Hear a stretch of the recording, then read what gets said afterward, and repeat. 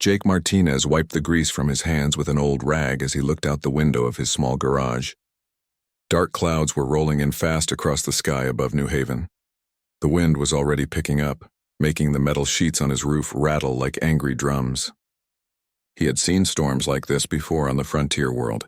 They came quick and hit hard, grounding all air traffic for hours. His garage sat on the edge of Port Liberty, the only real town on this side of the planet. It was not much to look at, just a metal building with basic tools and spare parts scattered around. Jake had bought it cheap from a trader who wanted to leave New Haven fast.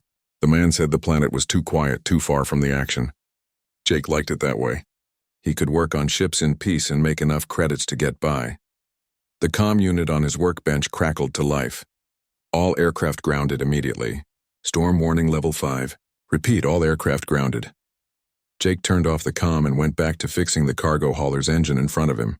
The ship belonged to Captain Morris, an old trader who ran supplies between the outer worlds.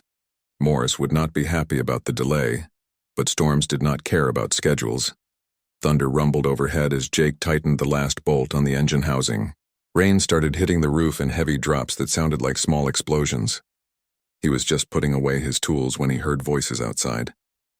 Through the rain and wind, he could make out 2 figures running toward his garage. The door burst open and 2 young women stumbled inside, soaking wet and breathing hard. They looked around Jake's age, maybe a bit younger. Both had long dark hair that was now plastered to their heads from the rain. What caught Jake's attention right away were their eyes. They seemed to glow with a golden light even in the dim garage. Their clothes looked expensive but were torn in several places. "Please," one of them said, her voice shaking from cold or fear. "We need shelter. Our transport broke down and we cannot get back to town in this storm." Jake grabbed 2 clean work shirts from a hook on the wall. "Here, these will help you dry off. The storm should pass by morning." He handed them the shirts without thinking twice about it. Growing up on the frontier had taught him that you helped people when they needed it. Questions could wait. The taller of the 2 women took the shirts with a surprised look on her face. "You are just going to help us? You do not even know who we are." "Does not matter," Jake said, pulling out 2 folding chairs for them to sit on. "Storms got you stuck and I got space. That's all there is to it." He went to his small kitchen area in the back corner of the garage. It was just a food processor, a heating unit, and some storage containers, but it was enough. As he prepared some hot soup, Jake noticed the women whispering to each other in a language he did not recognize.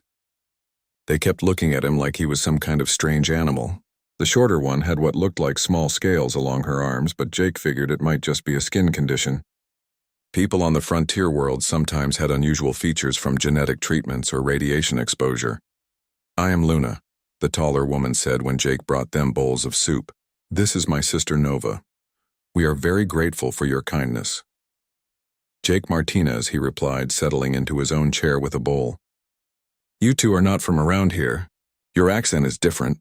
Nova spoke for the first time, her voice softer than her sister's. "We are from very far away. We were traveling when our ship had problems." She looked nervous, like she was not sure how much to say.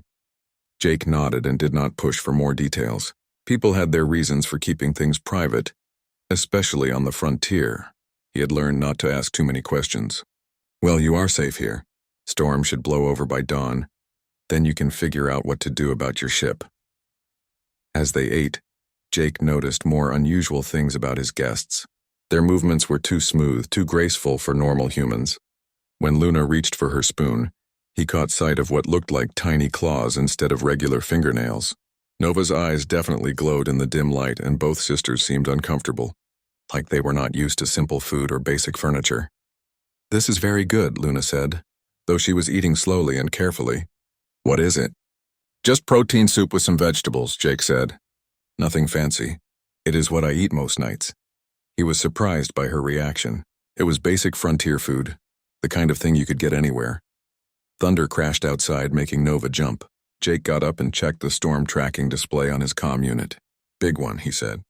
"Going to be here for a while. You 2 can take my bed in the back room. I will sleep out here on the workbench."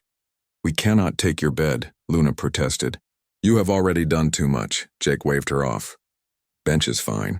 I have slept on worse." He went to his small sleeping area and gathered up clean blankets and pillows. The space was tiny, just big enough for a narrow bed and a storage locker, but it was private and warm.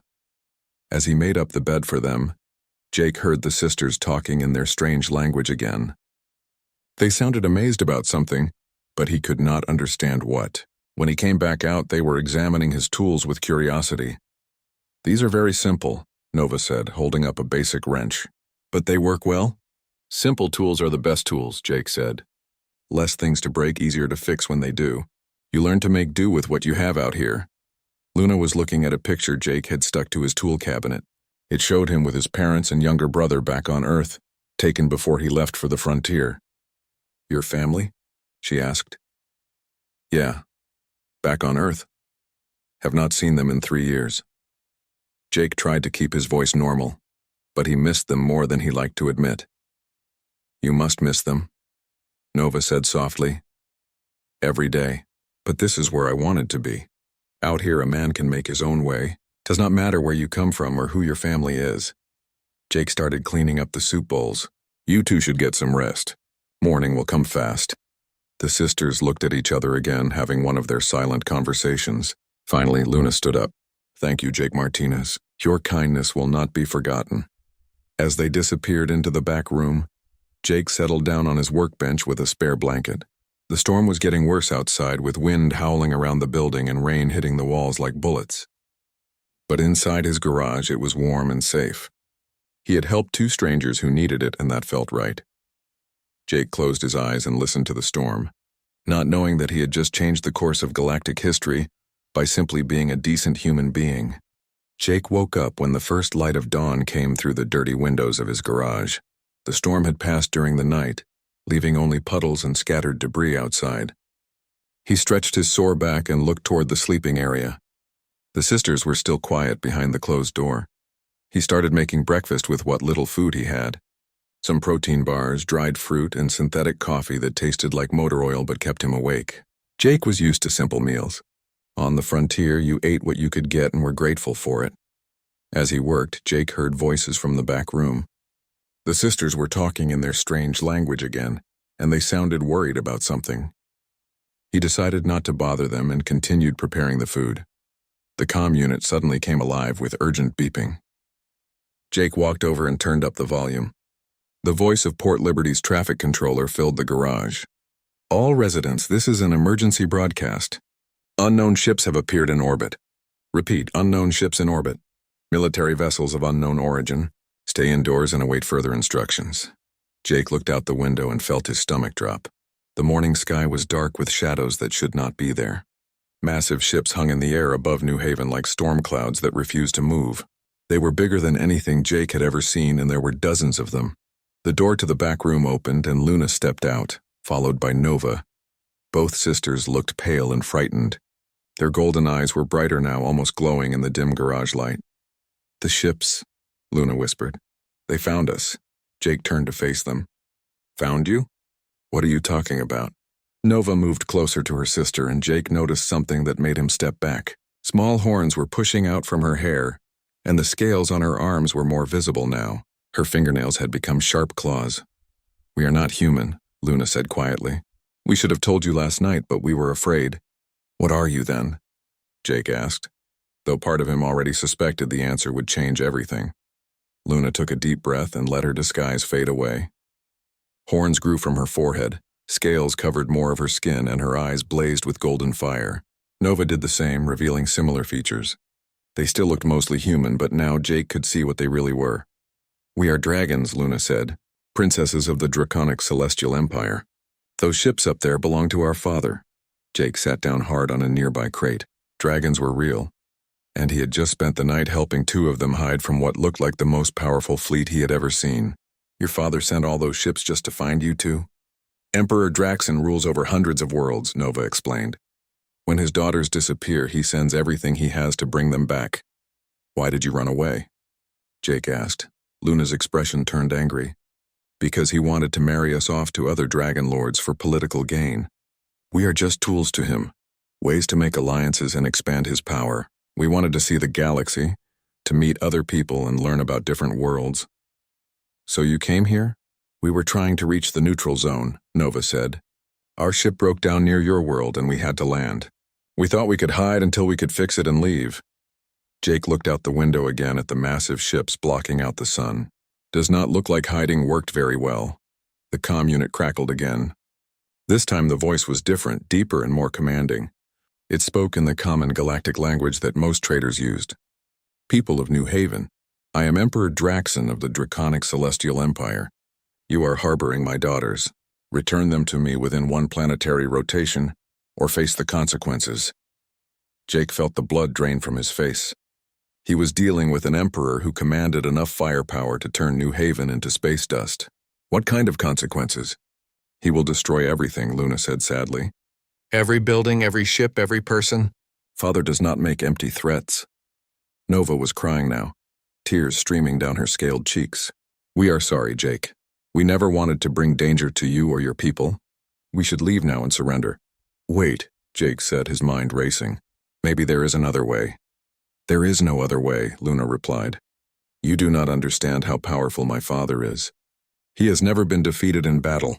His dragon form can level entire cities.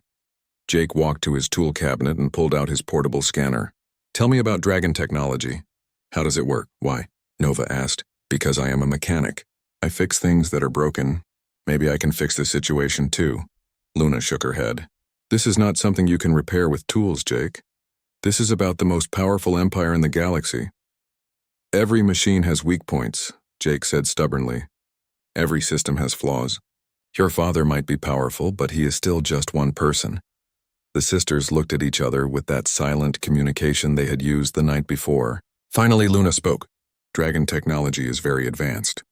It uses mental connections and materials that do not exist on most worlds. Our ships and weapons respond to our thoughts. What about your father? Does he have weaknesses? He is proud, Nova said slowly. Very proud. He believes dragons are superior to all other species, especially humans.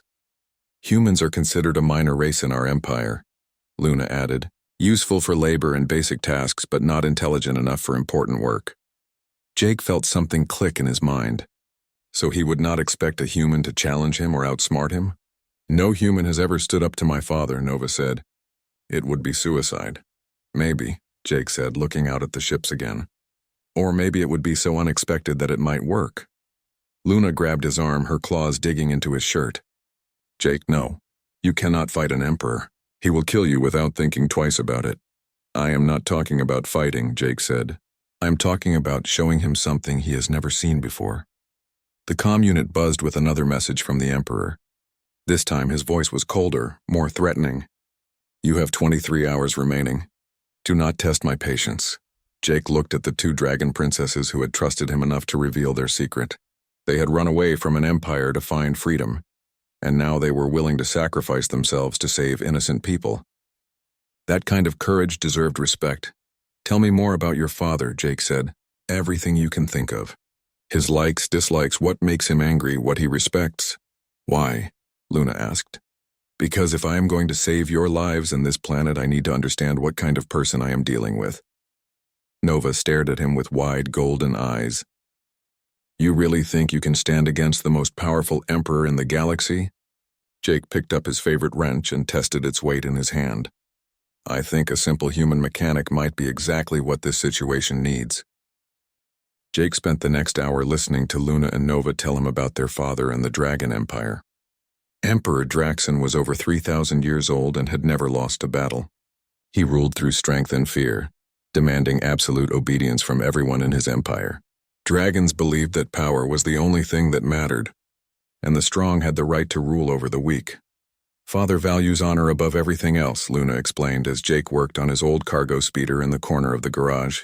He respects those who show courage, even his enemies. But he has no patience for weakness or lies, Nova added. If someone tries to trick him or shows cowardice, he destroys them immediately. Jake nodded as he installed a heat shield he had torn from an old engine housing. The speeder was ancient and barely worked, but it was all he had for transportation. What about humans? How does your empire see us? Most dragons think humans are like clever animals, Luna said sadly. Smart enough to follow orders and do useful work, but not really intelligent. Father has human servants in his palace, but he treats them like pets. Has he ever seen humans do anything that surprised him? Nova thought for a moment. Not that I know of. Human technology is much simpler than ours. Your ships are slower, your weapons are weaker, your cities are smaller. Most dragons think humans just copy what other species invent. Jake connected the last wire on his improvised stealth system. It was just basic heat dampeners and signal scramblers, but it might fool the dragon scanners for a little while. Your father has never seen human engineering up close then. Why would he? Luna asked. Dragons build everything with mental commands and rare materials. Our ships grow like living things. Our weapons think for themselves. Human tools seem very primitive to us. The comm unit crackled with news from Port Liberty. Dragon soldiers had landed in the town and were searching every building. The reports described massive armored warriors that towered over normal humans. They were questioning everyone, demanding to know if anyone had seen two young women. They will find witnesses who saw us coming here last night, Nova said, her voice shaking. People in the town saw us running toward your garage. Jake wiped his hands and looked out the window. In the distance, he could see dark shapes moving through the streets of Port Liberty. The dragon soldiers were working their way outward from the town center, checking every building systematically. How long before they reach us? He asked. Maybe 2 hours, Luna estimated. They are being very thorough. Jake went to his storage locker and pulled out camping gear, water containers, and some basic tools. Then we need to move now. Where can we go? Nova asked. They have ships in orbit watching everything. Their scanners can track us anywhere on the planet. Not anywhere, Jake said, loading supplies into the speeder. I know places where their big ships cannot follow and their soldiers cannot fit. He drove them out, the back of his garage and onto a maintenance road that led to the old mining tunnels in the hills behind Port Liberty. The tunnels had been abandoned for years when the mining company found better sites on other worlds. Most people had forgotten they existed, but Jake had explored them as a hobby.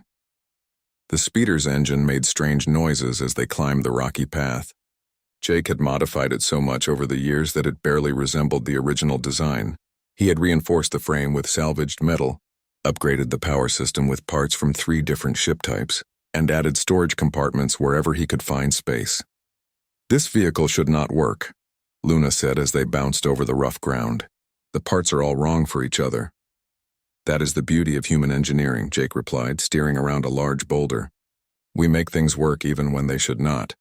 Dragon ships might grow like living things, but human ships get built from whatever we can find. They reached the tunnel entrance just as Jake's scanner picked up movement in the sky above. Dragon patrol craft were sweeping the area with powerful searchlights, looking for any sign of the missing princesses. Jake drove the speeder deep into the tunnel system, following passages he had mapped years ago. The tunnels were too narrow for dragon soldiers and their bulky armor, and the rock walls would block most scanning equipment. How did you know about this place? Nova asked as they stopped in a large cavern lit by Jake's portable lights. I explore when I have free time, Jake said, setting up a small camp. The mining company left detailed maps when they abandoned this site. I always figured it might be useful someday. Luna was examining the tunnel walls with interest. These were cut by machines, not weapons or claws. Very precise work? Human mining equipment, Jake explained. We might not have the fanciest technology, but we are good at digging holes and moving rocks. They spent the rest of the day hiding in the tunnels while dragon forces searched the surface above. Jake used the time to learn more about dragon culture and technology. The sisters told him about their childhood in crystal palaces, surrounded by servants who anticipated their every need. They had never experienced hardship or want. This is the first time we have ever been hungry, Nova admitted as they shared Jake's simple travel food. In the palace, meals appeared whenever we desired them. And the first time we have ever been truly afraid, Luna added. Father always protected us from danger. Jake showed them how to use his portable water purifier and how to set up the solar charger for their equipment. Simple human technology that worked reliably without mental commands or exotic materials. Your tools are different from ours, Nova observed, watching Jake repair a damaged scanner with basic hand tools. You have to touch everything, manipulate it with your hands. That is how humans learn, Jake said, carefully adjusting a circuit board. We have to take things apart to understand how they work. We cannot just command machines with our thoughts. But you understand them better because of it, Luna said thoughtfully. You know why each part does what it does. As night fell, they could see dragon ships patrolling overhead through cracks in the tunnel ceiling. The sisters huddled close to Jake's small heating unit, grateful for its warmth. Tomorrow they will expand their search, Luna said. Father will become impatient if they do not find us soon. What happens when he gets impatient? Jake asked. He starts destroying things to make his point, Nova replied quietly. Buildings, ships, people who get in his way. Jake stared up at the tunnel ceiling, thinking about the innocent people in Port Liberty who had nothing to do with this situation. They were about to suffer because an emperor wanted his daughters back. Tell me about Dragon Honor again, he said finally. What would your father respect most? Courage in the face of impossible odds, Luna said. Someone who stands up for what they believe even when they know they cannot win. Jake nodded slowly. An idea was forming in his mind, crazy and dangerous, but it might be the only chance to save lives. Then I think it is time to introduce your father to human stubbornness. The next morning brought terrible news over Jake's portable comm unit. Emperor Draxon had grown tired of waiting. Dragon forces had destroyed the spaceport at Port Liberty during the night, turning the landing pads into twisted metal and melted rock. The message was clear. Return his daughters or watch the planet burn piece by piece. Jake packed up their small camp while the sisters listened to reports from the town. People were fleeing into the countryside, afraid of what the Emperor might destroy next. The planetary government had sent desperate messages to nearby systems begging for help that would never come in time. He will destroy the power plant next, Luna said, her voice filled with guilt. Then the water treatment facility. Father always follows the same pattern when he wants to force surrender. How long before he runs out of patience completely? Jake asked, loading his tools into the speeder. Maybe one more day, Nova replied. After that, he will start killing people to make his point. Jake drove them back toward Port Liberty, but instead of heading to town, he took a side road that led to the planet's main communication array. The massive dish sat on a hill overlooking the settlement, powerful enough to send signals across the star system. What are you planning? Luna asked as Jake parked the speeder near the communication building. I am going to call your father, Jake said simply. Both sisters stared at him in shock. You cannot, Nova whispered. He will trace the signal and send soldiers immediately. That is the idea, Jake replied, checking his tools one more time. I want him to find me. He walked to the communication array's control room using his mechanical knowledge to bypass the security locks. The equipment was standard human technology, similar to systems he had worked on before. Within minutes, he had the array powered up and ready to transmit. Jake, please, Luna pleaded. You do not understand what you are doing. Father will not just kill you. He will make you suffer first to send a message to others. Maybe, Jake said, adjusting the transmission frequency. But he might also be curious enough to listen first. He opened a channel to the Dragon flagship orbiting above New Haven. The response came immediately. Emperor. Draxon himself appeared on the communication screen. Jake had expected someone impressive, but the reality still took his breath away. The Dragon Emperor filled the screen with presence that seemed to reach through the transmission itself. His face was mostly human, but clearly inhuman at the same time. Golden eyes burned with ancient intelligence, and small horns curved back from his forehead. When he spoke, his voice carried the weight of absolute authority. Who dares contact me directly? Draxon demanded. My name is Jake Martinez, Jake replied, trying to keep his voice steady. I have your daughters.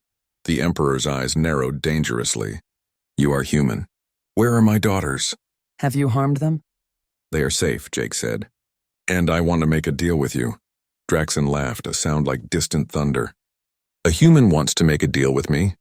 You amuse me, little creature. Tell me your terms before I lose interest and reduce your world to ash.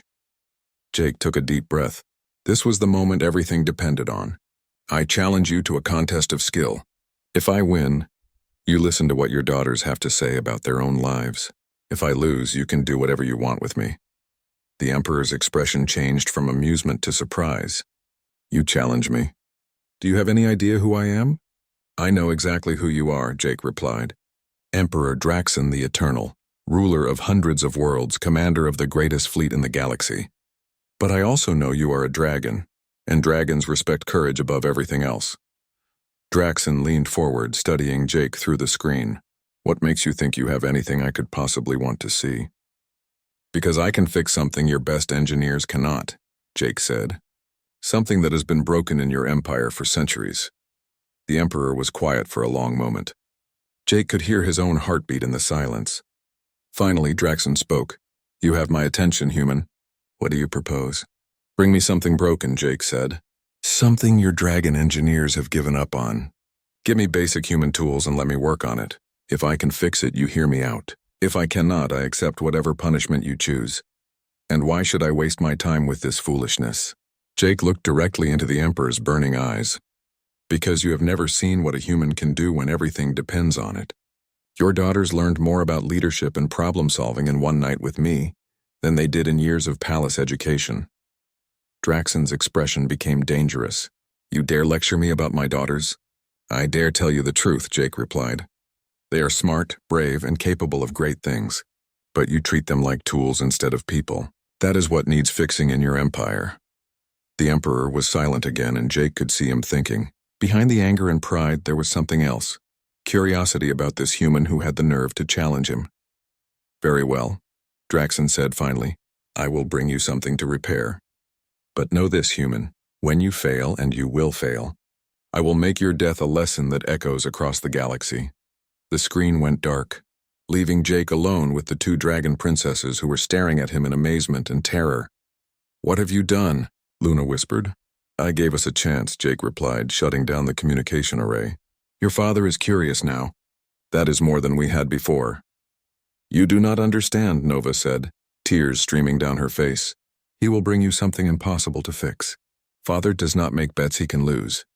Jake walked back to his speeder, his mind already working on what tools he might need. "Everything can be fixed, Nova.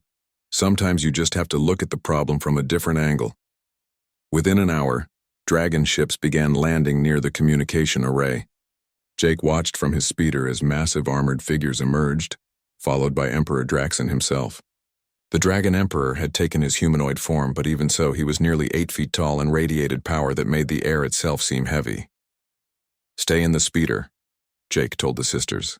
"No matter what happens, do not interfere." He walked toward the landing site, carrying only a basic toolkit and whatever courage he could manage. Behind him, Luna and Nova watched their father approach the human who had dared to challenge an empire. Emperor Draxon stood waiting, holding something in his massive hands. Even from a distance, Jake could see it was ancient and complex, covered in symbols that hurt to look at directly. "Are you ready to fail, human?" the Emperor called out. Jake stopped a few feet away from the most powerful being in the galaxy and smiled. "I am ready to show you what human engineering can do." The contest that would decide the fate of New Haven was about to begin. Emperor Draxon held up the device he had brought for Jake to examine. It was about the size of a briefcase, but shaped like a crystal that seemed to bend light around itself. Ancient symbols covered its surface, glowing faintly with inner fire. Even looking at it made Jake's eyes water. "This is a power core from the first Imperial flagship," Draxon announced to the gathered dragon soldiers. "It has been broken for over 800 years. My greatest engineers have declared it beyond repair." Jake took the device carefully, surprised by how light it was despite its size. The crystal felt warm to the touch and seemed to pulse with a faint heartbeat. "What does it do when it works?" "It powers an entire starship," one of the dragon engineers said with a sneer. "Something far beyond human understanding." Jake set the device on a flat rock and opened his toolkit. The dragons watched with amusement as he pulled out basic diagnostic equipment, a simple scanner, some testing probes, and a handful of common tools. Compared to dragon technology, his equipment looked like toys. "You have 14 hours, Emperor Draxon declared. "When you fail, your death will be swift but public. Let it be known across the galaxy what happens to those who waste my time."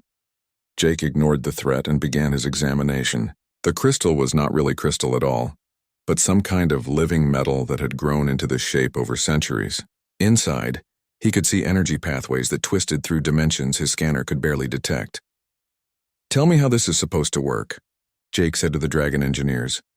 "The core responds to mental commands," one of them explained reluctantly. "A dragon pilot connects their mind to it, and it provides power based on their will and strength." Jake ran his scanner over different sections of the device. "And it just stopped working one day."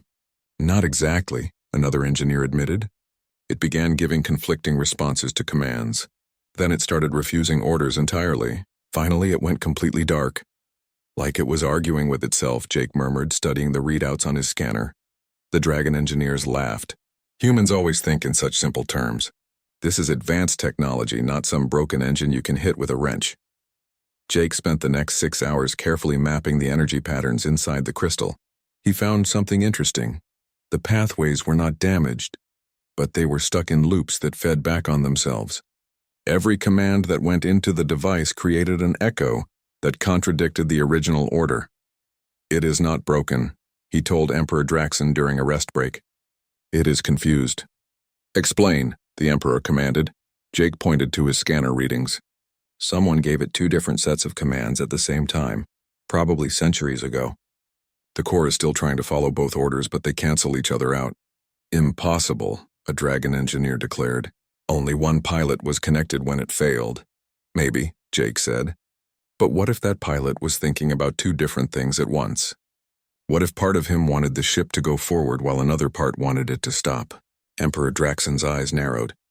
"You think you understand dragon psychology, human?" "I understand conflict," Jake replied.